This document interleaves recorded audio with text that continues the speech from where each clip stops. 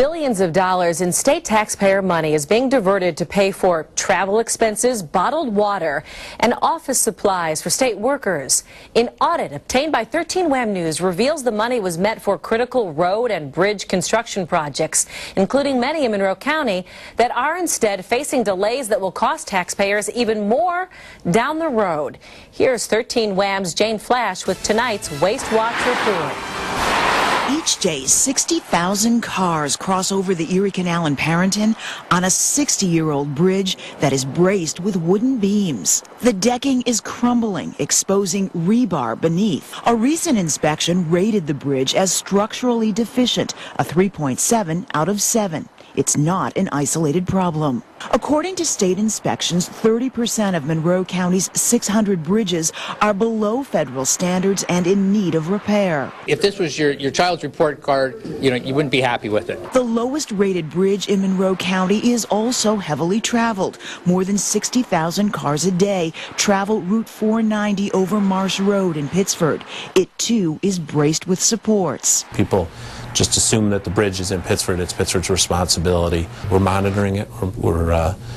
We're anxious to make sure that the progress is. 30% of the bridges in Monroe County are past their 50-year lifespan, including this one.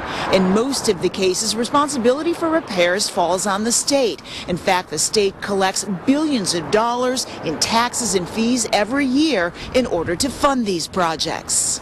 Across town, Suzanne Fitch fills up with an eye on rising gas prices. I don't drive as freely as I used to. I sometimes think, before I go a long distance, how much is it going to cost for gas? New York taxed 5 separate fuel taxes onto each gallon of gas, including a surcharge of 8 cents for a special highway and bridge fund.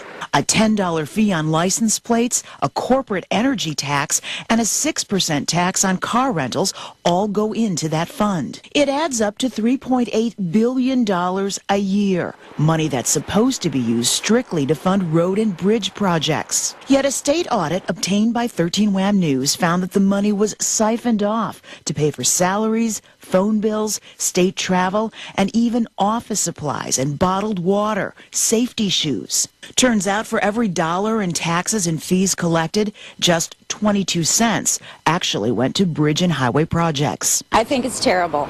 That I'm very adamant about. If things are earmarked for certain programs and they're not being put towards that, then that's not right. Senator Ted O'Brien has co-sponsored a bill to stop the raiding of the Highway and Bridge Fund. We have this dedicated highway fund for a purpose. It's time to use the funds for what they originally intended to do. Yet making up for years of infrastructure neglect will be costly. The system continues to age. The cost of trying to maintain it is increasing because the repairs that are needed on a lot of these road surfaces and a lot of the highways and a lot of these bridges are becoming more complex and from an engineering perspective much more costly. Remember the canal bridge in Parenton? In 1992, the estimated cost of repairs was $2.3 million.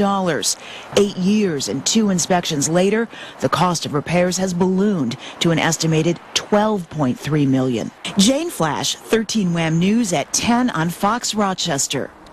The Bridge Reform Act would ensure that the funds collected through motorist taxes and fees be spent on highways and bridges. It does have sponsors in both the Senate and Assembly.